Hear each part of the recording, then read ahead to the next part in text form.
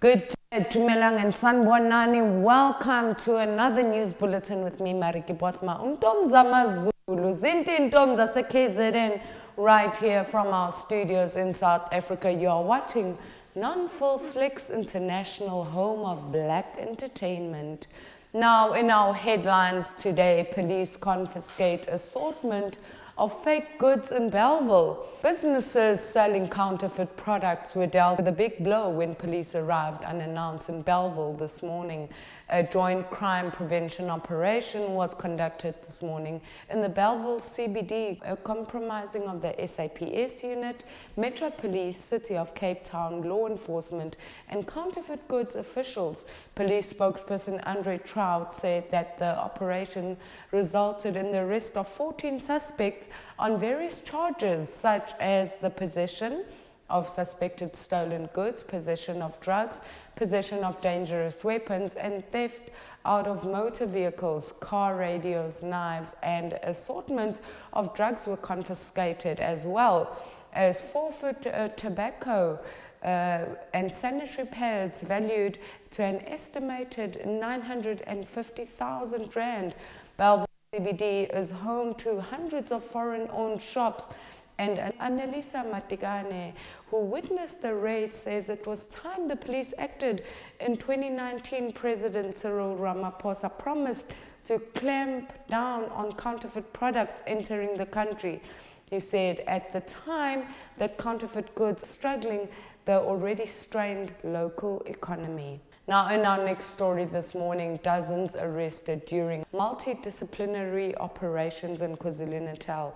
Operations Vala, a two-day multidisciplinary operation in Durban involving various units from the SAPS, Metro Police, Home Affairs, Department of Labour, and other stakeholders, resulted in 16 arrests and 32 fines being issued and 49 bags of goods seized. The operation is to tighten security measures across the provinces through law enforcement operations into provincial movement to ensure citizen safety. Joining the operation was Acting Transport and Community Safety and Liaison MEC Gwazi Mshengu, Acting SAPS Provincial Commissioner General Tulani Gonya, and his management, Durban District Commander Major Vugani Mkopozi, and the eThekwini Municipality Business Support Unit. Operation Vala also involved the removal of illegal posters, checking on compliance of the Disaster Management Act. Now, in our next story, burial funds desperately required for a child found dead in a water canal. The Langa Bicycle Club has urged the community to assist with donations for their senior bicycle mechanic, Siyabonga Ngwevela, whose one-year-old son was found dead in a water canal on Tuesday.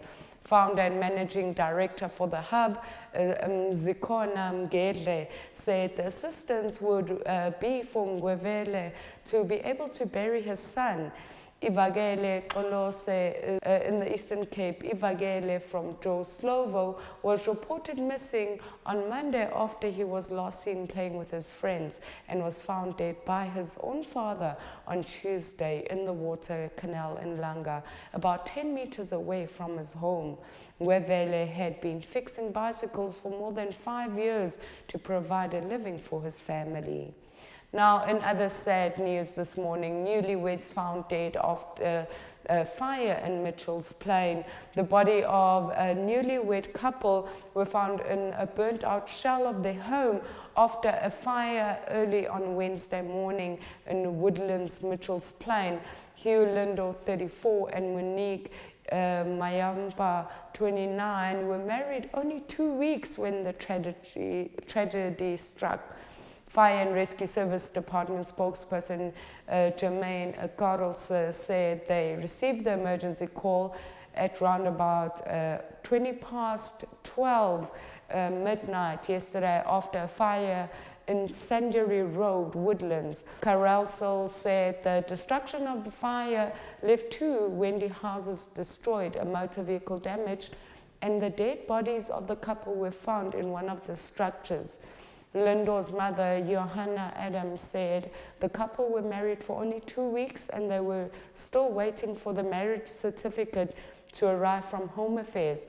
Adama stated that they were extremely distraught, but their main concern was finding out what the cause of the fire was, as there was no cables, candles, or electrical points in that area.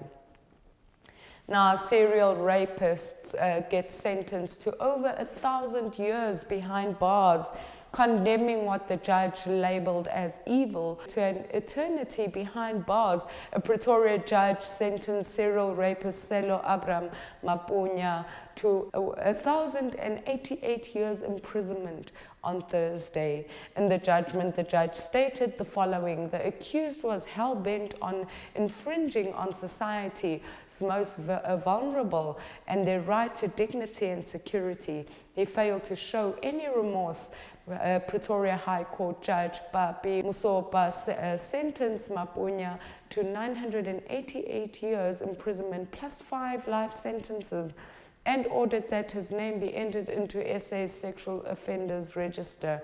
The 33-year-old Mapunya was convicted on Wednesday for 41 rapes and 40 separate house break-ins and house robberies, as well as assault with the intent to commit grievous bodily harm, robbery and theft. He committed these crimes from December the 2nd, 2014 until his arrest in March 2019.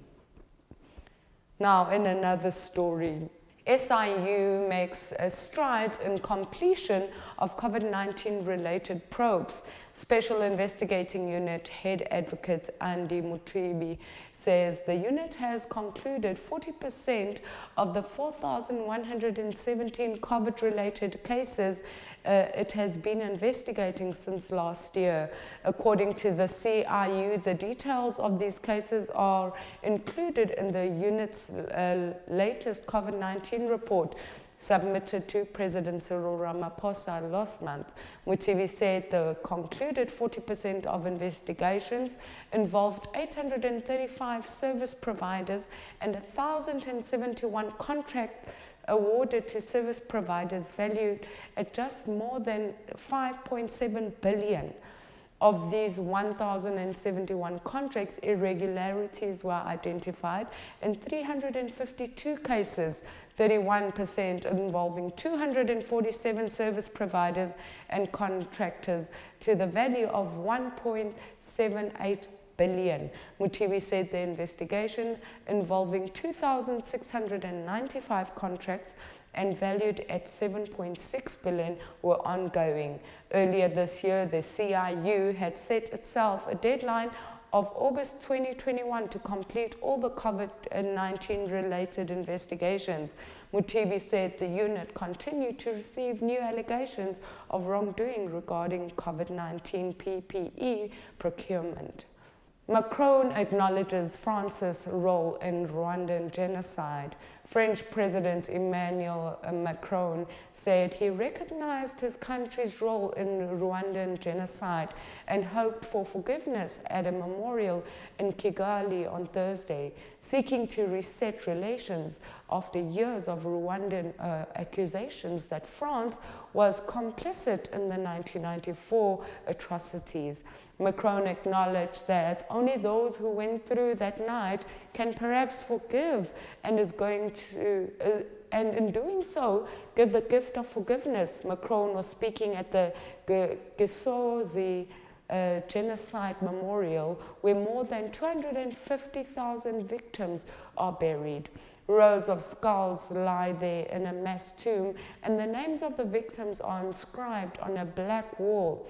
Further, in speaking against a background of French and Rwandan flags, he said he humbly and with respect stand by the side to come to recognize the extent of their responsibilities. Rwandan President Paul Kagame welcomed Macron's speech, saying at a joint press conference later that his words were more powerful than an apology. He said Macron was confronting racism and underscored a Rwandan willingness to reset relations with France, saying the visit is about the future and not the past. Now in our last story, thousands displaced by Indian floods. More than 150,000 people were left homeless in the aftermath of a cyclone that unleashed storm surges in eastern India and Bangladesh, officials said on Thursday, with heavy rains hampering relief work in some low-lying coastal areas. At least 5 people were killed in the 2 countries after the cyclone Yas moved inland from the Bay of Bengal on Wednesday, packing gusts of up to 140 kilometers per hour and whipping up tidal surges in India's West Bengal state and neighboring Bangladesh. Indian officials said the storm had weakened its depression after hitting the coast, but heavy rain poured down in parts of West Bengal where there was a fresh inundation of seawater along some coastal villages on Thursday. In West Bengal's suburban delta, which stretches into Bangladesh, at least 25,000 homes, many of them traditional mud houses, had been destroyed, leaving 150,000 people homeless. Hazra said, citing preliminary estate, the storm, the second to hit India in a week, arrived as the country grapples with a deadly second wave of coronavirus infections that has stretched the health system to a breaking point. Well, that is all we have from our studios in South Africa. Do go to our Facebook, all our social medias, actually nonfullflicks.com, our website, and do follow us and let us know what you think of what's happening in South Africa and in the world. Well, this is Marietjie Bothma, Untomza Mazulu, Zinti Ntomza KZN. You are watching Non-Full Flicks South Africa right now. We are saying have a blessed weekend. Until next time, God bless.